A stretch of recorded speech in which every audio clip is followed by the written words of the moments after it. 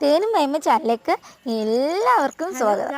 എല്ലാവർക്കും ഹൃദയം നിറഞ്ഞ വിഷുദിനാശംസകൾ നേരുന്നു. ഞങ്ങൾ കുറച്ച് ദിവസത്തിന് മുന്നേ എടുത്ത വീഡിയോസാണ് ഈ കാണുന്നത്. കാരണം മഴ പെയ്തതോടുകൂടി പ്രകൃതി നമുക്ക് അനുകൂലമല്ലായിരുന്നു. ഞങ്ങൾക്ക് ആ ഫോട്ടോസ് എടുത്ത സമയത്ത് മാത്രമാണ് ഈ കണിക്കൊന്ന പൂക്കളെ, ഈ സ്വർണ്ണവർണ്ണ പൂക്കളെ കാണാൻ പറ്റിയത്. അത് കഴിഞ്ഞ് മൊത്തത്തിൽ പോയി. ഞങ്ങൾക്ക് വിഷുക്കണി വെക്കാൻ പോലും ഈ സ്വർണ്ണവർണ്ണ പൂക്കളെ കിട്ടിയില്ല. കാരണം നമ്മളുടെ മഴ എല്ലാം കൊണ്ടുപോയി. കാറ്റത്തും മഴയത്തും ഇങ്ങനെ ആടി ഉലഞ്ഞ കണിക്കൊന്ന മരം സ്വർണ്ണവർണ്ണ പൂക്കളെ എല്ലാം കൊഴിച്ചിട്ടു. അവസാനം ഞാനും ആദിലൊക്കെ ചെന്ന് ഈ സ്വർണ്ണവർണ്ണ പൂക്കൾ പറിക്കാൻ നോക്കിയപ്പം മണ്ടയിൽ മാത്രം അവിടെ നിൽക്കുന്നു. അതിൽ നിന്ന് കുറച്ച് പറിച്ചു. ഭയങ്കര വിഷമമായിപ്പോയി എനിക്ക്.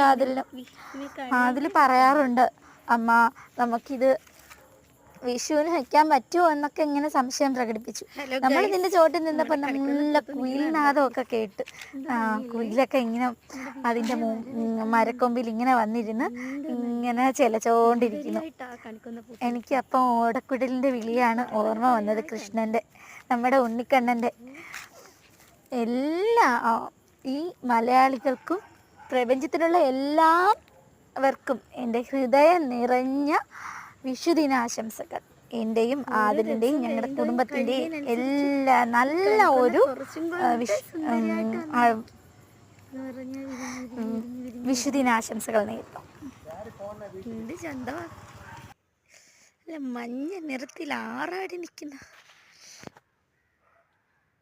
കണിക്കൊന്ന പൂക്കൾ ഉണ്ടോ? മഴ നിറയെ പൂത്തുല്ലസിച്ച് പ്രകൃതി രമണീയമായ സുന്ദരിപ്പൂക്കൾ, നല്ല സ്വർണ്ണപ്പൂക്കൾ, സ്വർണ്ണവർണ്ണ നിറത്തിൽ പൂത്തുലഞ്ഞു നിൽക്കുന്ന സ്വർണ്ണപ്പൂക്കൾ.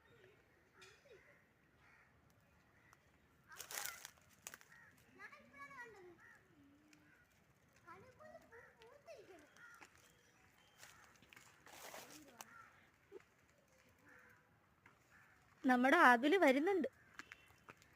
ആതുലിപ്പം മരത്തിൻ്റെ മണ്ടേ കയറി ഒന്ന് തുള്ളിക്കുന്ന കോളുണ്ട്. ഞാൻ ഇതിനി ഒന്നും അവനെ കൊണ്ട് തൊടിക്കാൻ സമ്മതിക്കത്തില്ല.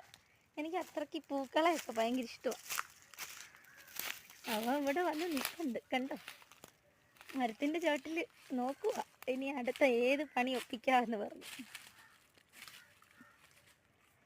ഞാൻ അവനെ ഒളിച്ചായി പൂക്കൾ പകർത്താൻ വേണ്ടി വന്നത്. എന്ത് സുന്ദരി മക്കളാ.